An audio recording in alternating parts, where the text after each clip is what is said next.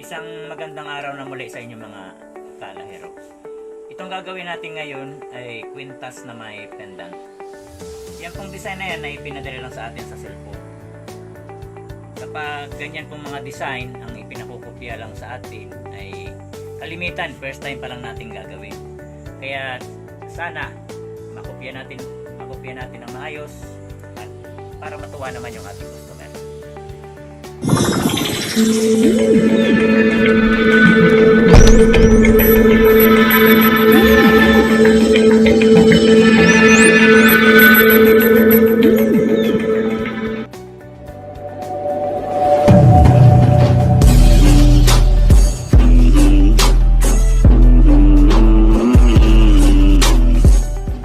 po yung gagamitin kong gold para sa pendant.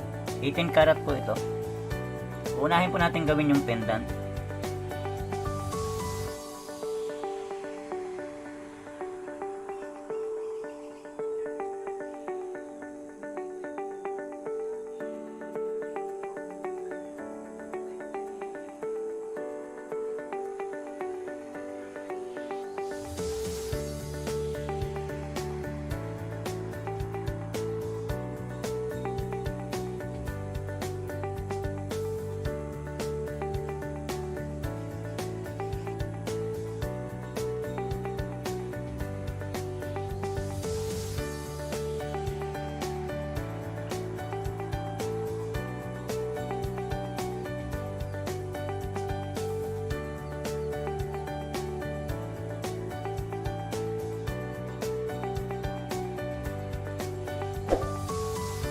Ito na po siya mga kalahero, tatabasin na po natin.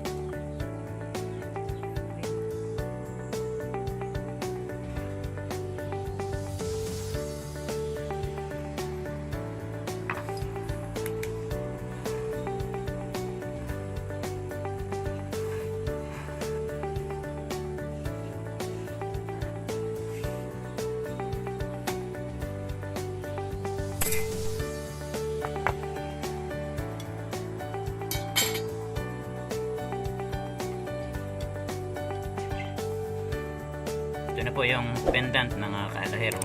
Ngayon ang isusunod ko kong gawin ay yung kwintas na. Ito po yung gold. Binatak na dati nang binatak para hindi na tayo matagalan dahil dati na rin naman yung napapanood dyan.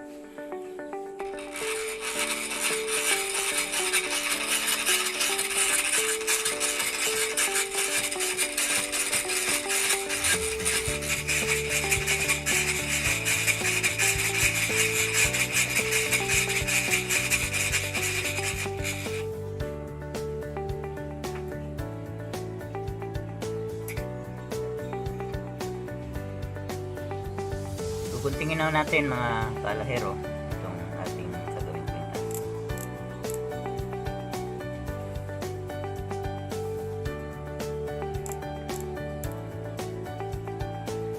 Bilog lang po ang wire nito, hindi tulad ng ginawa kong triple chain. Kung napanood ninyo yun na half round ang wire nun. 2 hours later. Ngayon nagsawit na po ako mga kalahero. Ito na po siya. Double chain po ito. Nagtira lang ako ng kaunti para ipakita ko sa inyo kung bakit siya tinatawag na double chain.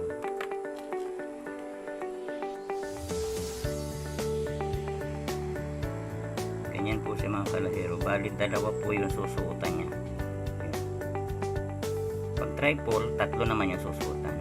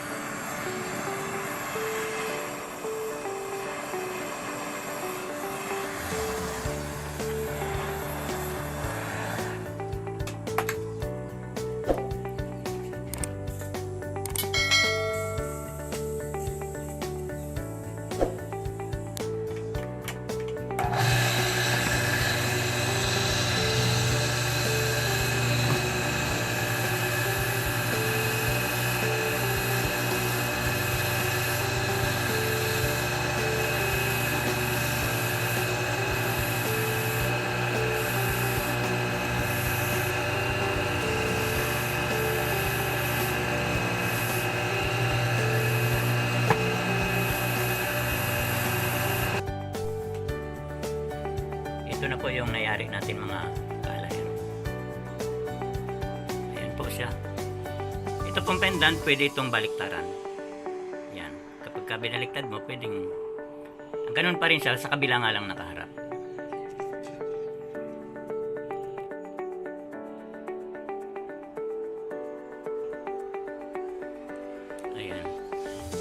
ito po yung ating kinopyahan at ito naman yung ating finished product. Ngayon may ginawa rin po akong earring o hikaw mga kalahero na terno niyan. Dito po siya. Ayan. Kapag ka earring po ganyan ay kumbaga magkaharapan siya, may kaliwa, may kanan. Ngayon ang lock naman po nito ay ang tawag namin dito lagatik, yung ganyan. Hindi ko alam kung anong tawag sa English dito, basta yun na yung nalaman ko sa nung mag-aral pa akong gumawa ng alahas. Lagatik ang nakagisnan kong tawag din.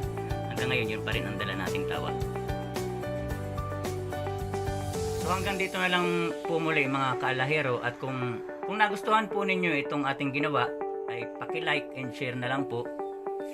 At kung bago naman kayo sa aming channel ay pakipindot na rin yung kulay pula, pati yung notification bell para lagi kayong updated sa aming mga videos. Muli maraming salamat po.